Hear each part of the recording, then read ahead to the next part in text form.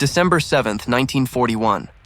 The skies above Oahu are about to erupt in flames. 6 Japanese carriers are sending over 350 aircraft to cripple the U.S. Pacific Fleet. Explosions rock the harbor, battleships burn, and America's Navy is caught completely off guard. But what if history suddenly bent? What if, anchored just off the coast, there appeared something out of science fiction? A 110,000-ton nuclear-powered behemoth from 2025, What is that thing? the most advanced warship ever built. The USS Enterprise, CVN-80, America's next-generation Ford-class carrier. Dropped 84 years back in time into the middle of the most infamous attack in U.S. history. Could one ship from the future save Pearl Harbor?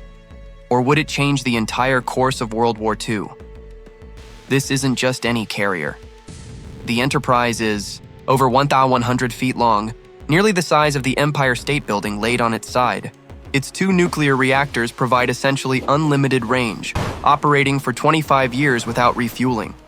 Its electromagnetic catapults can launch aircraft in seconds, and its deck carries up to 90 of the deadliest aircraft on Earth.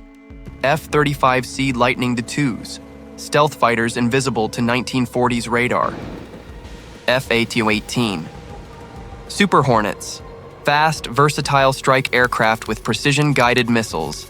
EA-18G Growlers, electronic warfare jets that can fry enemy communications. E-2D. Hawkeye, flying radar stations that can see 350 miles in every direction. The carrier itself is bristling with defenses, SM-6 missiles that travel at Mach 3, 5 RAM interceptors, phalanx CIWS guns that shred anything within a mile, and even laser defense systems capable of burning drones or missiles out of the sky.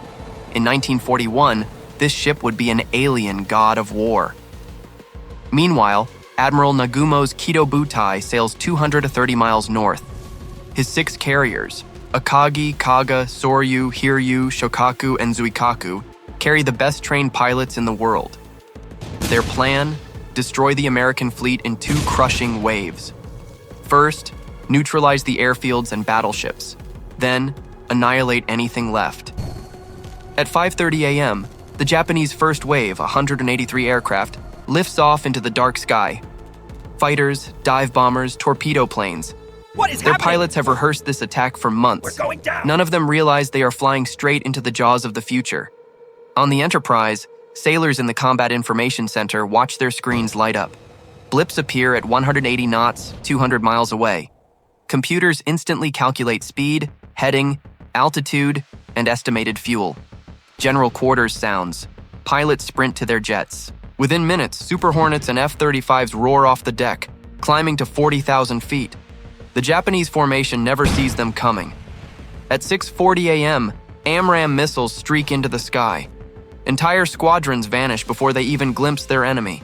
Radios crackle with confusion. And then silence. Growlers have switched on their jammers. Nagumo's pilots are deaf, blind, and dying, picked apart by weapons they cannot even comprehend. By the time the first wave reaches Oahu, over half have already been destroyed. The survivors are shredded by F-35s at medium altitude. A few torpedo bombers dive low, desperate to finish their mission, but they are torn apart by the carrier's CIWS guns and lasers, the sky itself spitting molten fire. Battleship Row remains untouched. American AA crews, fully alerted, add their own fire to the chaos. By 8:00 a.m., the first wave is in ruins. Yet the Japanese, unaware of the slaughter, still launch their second wave. 170 more planes. They fly south into a nightmare. Waiting. For them are swarms of F-35s and Hornets, guided missiles, radar coverage, and walls of anti-aircraft fire. It isn't a battle. It's an execution. By 9:30 a.m., barely a handful of planes limp back north. Nagumo's strike force is gone, but the Enterprise isn't finished.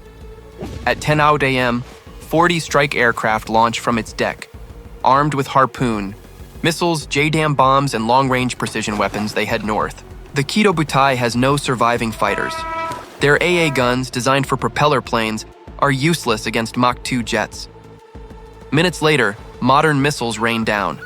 Akagi explodes when its fuel tanks ignite. Kaga breaks in half under multiple 2,000 lb bomb hits.